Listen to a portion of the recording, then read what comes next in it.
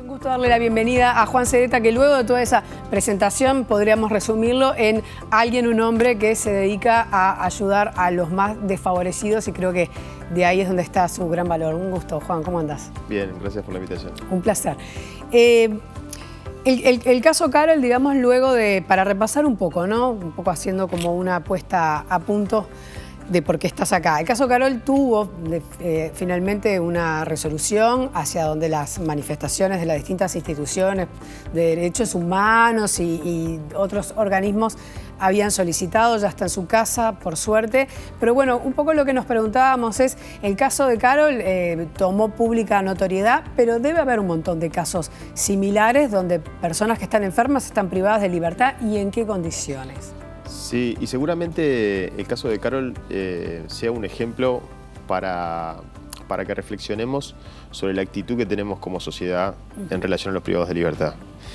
Porque a mí me da la sensación de que muchas veces no logramos discernir que la sanción, la pena, en definitiva, como carácter aflictivo, es la privación de la libertad ambulatoria, no es la privación de todos los derechos de la persona.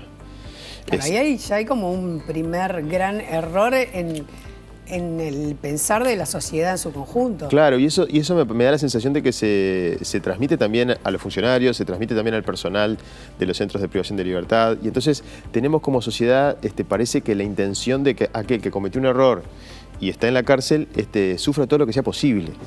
Claro. Y en definitiva, justamente es casi lo contrario a eso. Cuando nosotros privamos de libertad a alguien, el carácter aflictivo de la pena es solo la privación de la libertad ambulatoria, o sea, no puede ir a donde quiera, pero nos transformamos en garantes de sus demás derechos.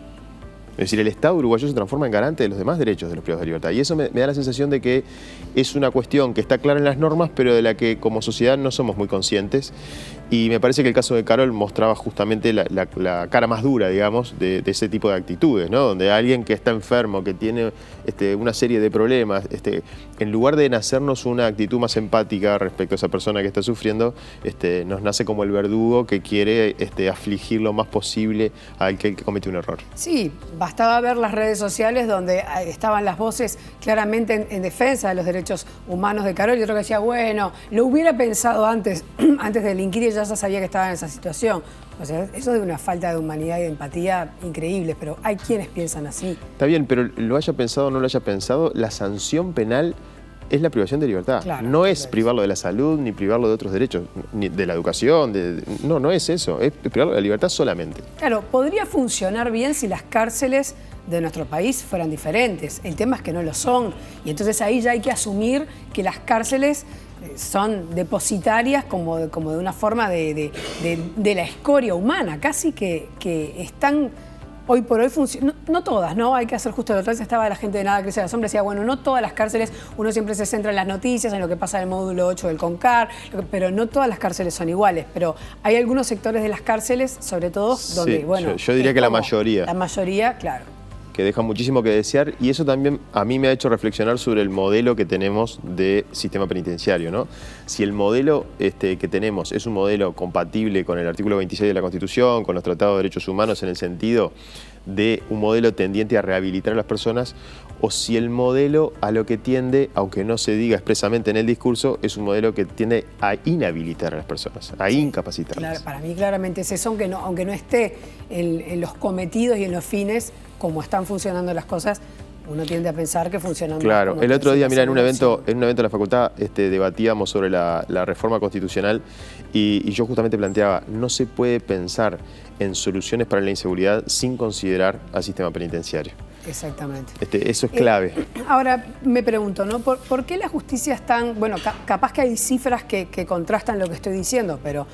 ¿por qué yo tengo la sensación, y todo el mundo tiene la sensación, de que la justicia es tan reacia a otorgar la prisión domiciliaria? Si en realidad lo que hay que limitar es justamente que las personas circulen. Bueno, yo ahí no tengo es un tema de números. Presupuesto, es un tema, porque claro, también ahí se tendría que generar otro tipo de garantías para certificar que la persona no salga de su hogar, ¿no? Yo no tengo números ahora con el nuevo código cómo está funcionando, si se dan más prisiones domiciliarias o no. Pero evidentemente la cárcel en sí como herramienta no es una herramienta que esté funcionando bien a la hora de rehabilitar personas. Me parece que cualquier otra alternativa a la cárcel, en la medida que sea posible, hay que ensayarla, porque evidentemente la receta de la cárcel, por lo menos nuestras cárceles, no están siendo una herramienta que funcione. No, y además, insisto en lo que te estaba consultando, más allá de que no tenga la respuesta, pero insisto como reflexión, sobre todo teniendo en cuenta lo superpobladas que están las cárceles. Sí. Y además, digo, está lleno de casos que cada tanto salen a la luz de alguien que de repente en un siniestro de tránsito mató a alguien, no era su intención, pero de repente terminó en la cárcel porque está previsto. ¿Y qué sentido tiene? Pero volvemos a lo mismo. Si vos haces, me da la sensación a mí que socialmente, cuando ocurre una situación como la que vos relatabas, parece que la gente pidiera cárcel, ¿no? Como si eso solucionara algo. Y bueno, me parece es un castigo, claramente. Lo que la gente quiere es un castigo. Y bueno, pero no sé si en todos los casos que alguien infringe una norma penal, el castigo de la privación de libertad es la solución. No, está clarísimo. Para mí está clarísimo que no, pero bueno, creo que ahí hay como todo un debate. Es un tema cultural también, ¿no? Que creo que tenemos que evolucionar un poco en eso. Igual los estados y los ministerios y los distintos organismos tampoco, bueno, de eso se trata, tampoco hay que darle a la gente lo que quiere, lo que pide, así como por supuesto. Por supuesto, mira, las reglas de Naciones Unidas, las reglas Mandela para el trato de las personas privadas de libertad, hablan de que al ingreso de una persona al sistema penitenciario debería hacerse un estudio individual y diseñar a medida un programa de rehabilitación para esa persona. Exacto. Esas son las recomendaciones internacionales. Bueno, creo que ahí está un poco el secreto, de a cada quien lo que necesita.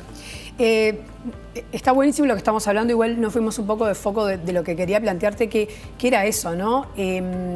Todas esas personas que decíamos, volviendo al tema de la salud en concreto, ¿qué pasa con las personas que están enfermas y que son muchas? La población carcelaria que tiene alguna enfermedad es muy alta. ¿Tienen algún tipo de trato diferencial? ¿Están contempladas sus necesidades sanitarias? Bueno, en el tema de la salud de los privados de libertad hay muchísimas dificultades. En primer lugar, hay que tener en cuenta que desde la creación de ACE como servicio descentralizado, ACE pasó a ser el responsable de la salud de los privados de libertad, sin perjuicio de que al momento solo está cumpliendo con ese rol en la zona metropolitana. No lo está haciendo en el interior del país, donde siguen estando a cargo de sanidad policial la atención de la salud de los presos. Eso es algo en lo que estamos en debe, porque la ley establece ese rol a ACE y debe hacerlo ACE. De todas maneras, ahí se cruzan una serie de problemas entre un déficit, a mi juicio, un déficit en la prestación de salud de ACE, pero también un déficit en el acceso a los servicios de salud. Porque vos podés tener una policlínica de última generación en un centro de reclusión con todos los técnicos, el instrumental, etcétera, etcétera, pero si después no tenés la posibilidad de que el preso vaya de la celda hacia la policlínica, claro, otra vez el sistema se agua por la accesibilidad. Ahí evidentemente faltan coordinación, faltan servicios. Yo considero personalmente que lo que tiene ACE, si bien ha mejorado mucho, le falta muchísimo, pero falta también mejores coordinaciones.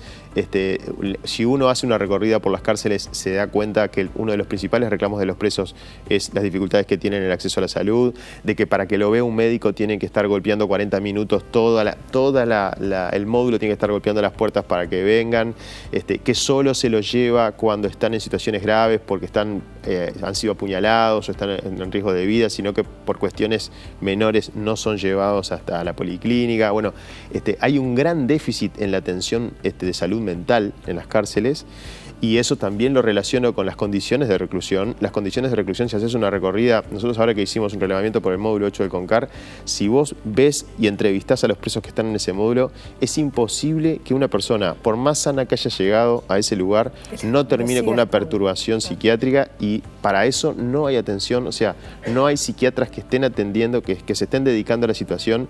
Y entonces todo eso conspira para fomentar un clima de violencia donde lo que reina en todo el sistema penitenciario, en la mayoría, salvo honrosas excepciones, es que todo se resuelve a partir de la violencia. Vos estás 24 horas encerrados con 5 personas más en una celda de 4x2, obviamente que la cabeza te empieza a pasar cualquier cosa por la cabeza, no tenés contacto con tu familia, no tenés contacto con las redes que podías tener en el afuera, entonces tu mundo se empieza a aislar solo a esa celda.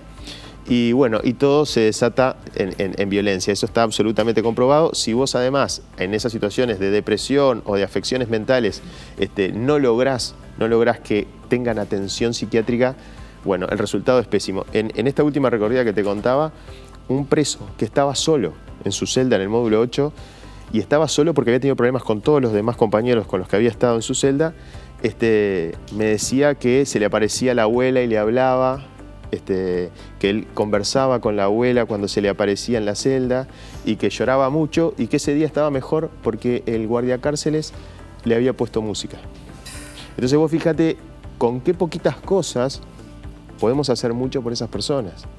Evidentemente que ese preso, yo no sé ni la condena por qué estaba, pero en algún momento cuando salga, si además de todos los problemas que lo llevaron a la cárcel, sale con una perturbación psiquiátrica, bueno, el resultado es pésimo. Es que lo más seguro es que salga con una perturbación psiquiátrica, por lo que estás diciendo. Y tal vez la tenía, tal vez se le agravó, o bueno, o se le despertó a propósito de esas condiciones de reclusión, ¿no? Ahora, claro, ya nos tenemos que ir para una reflexión y para un debate muchísimo más largo, pero dentro de las condiciones en las que estamos, ¿no? Porque está buenísimo imaginar un sistema totalmente diferente, otro presupuesto, otra mentalidad, todo, pero dentro de lo que tenemos, ¿cómo se puede mejorar? Yo creo que tenemos que empezar. Sí, quizás. yo no estoy imaginando para mañana las cárceles de Noruega ni de Finlandia, pero sí estoy pensando en algunas cosas mínimas de dignidad. Por ejemplo, que en una celda el baño no sea parte de la celda. O sea, que haya, si vos compartís la celda con 5 personas más, que cuando tenés que hacer tus necesidades tengas un espacio de privacidad, que no sea frente a todos los demás. Empezamos por esas cosas, o tener agua para ducharte. Mejorar la higiene, o que las ratas no ingresen a las celdas, que no haya que obstruir los sanitarios o los agujeros que hacen las veces de sanitarios para que las ratas no suban, o tener un sistema de recolección de residuos, que los residuos no se tiren por la ventana. O sea, esas cuestiones básicas me parece que harían, sin tener las cárceles de Finlandia, harían que la cuestión sea mucho mejor.